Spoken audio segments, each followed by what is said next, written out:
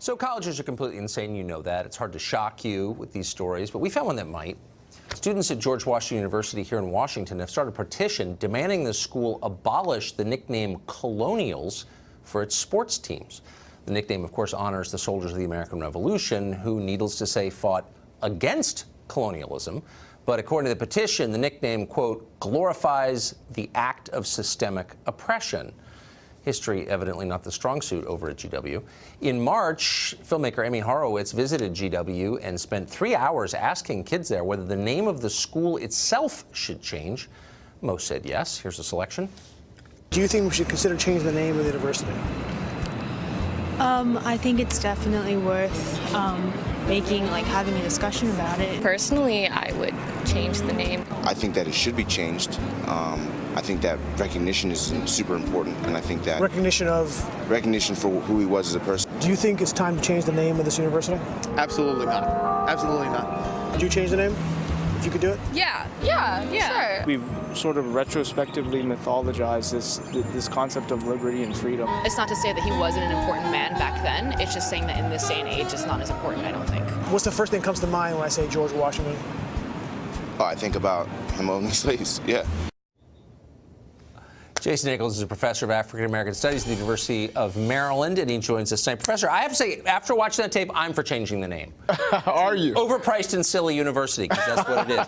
But I guess what I love about this story, the Colonials, is that the kids there are so dumb that they think the term is glorifying colonialism when, of course, it's glorifying the soldiers who fought against colonialism. But that distinction, that all-important distinction is lost on the geniuses at GW. Right, but don't you think you could see why that would be an issue? I mean, why not have a name like the Revolutionaries or the Independents or the 76ers or the Patriots? Something that actually seems to make more sense than the Colonials, and you're talking about people that fought against colonial, or even the Continentals. As we know, George Washington fought for the Continental Army. That's true, but what you're saying is the kids there are so dumb and so lazy and so high on the legalized weed here in D.C. that they can't be bothered to Wikipedia the term to learn what it means. Listen, and instead, they get all mad, angry college student. Kids are at GW are far from stupid. Well, I taught there for a semester, and I really liked the kids. It was a master's course. But you think they're stupid? That was 15 years ago. I didn't realize,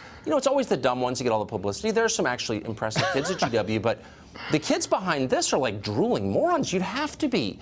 You're against the name because you're against colonialism, but the colonials in the name were fighting colonialism? But the point is, do you think George Washington would want to be called colonial? I mean, he would want to be called, maybe Continentals, or have his name associated with independence, have his name associated with maybe. freedom, I mean, he's not here to fill us in on any of the nuances, but I can say for fairly certain, I think he might be honored that they named the school and the city after him. So let's. And then you're seeing that's, by the way, one of the most expensive schools in the country. So all the rich kids are like, oh, we got to change the name of the school because it's embarrassing. Okay, well, Tucker, why don't you could have an AAU basketball team, and we'll call them the Liberals. Because you fought against the liberals, so we'll just call them the liberals. It doesn't make sense. Well, it makes sense to this extent, and I'm no American history professor, but the colonial period refers to the time in which the Revolutionary War was fought, because this was, of course, a colony before it was a country. And so it's kind of a broad term that anybody who's even been awake in 6th grade would know about, except apparently the kids behind the petition. Well, so George Washington, again, he fought in the colonial army for the British at one point. But the problem is this. I think he would want to be attached to the period following colonialism, the period when he actually, after the Constitution, when we were free. What percentage of the kids who signed this free. petition, what percentage of the kids who signed this could name the century that the American Revolution took place? Oh, I think 100%. You think 100%? I think 100%. Okay. Would you be willing to bet cash money on that? I would.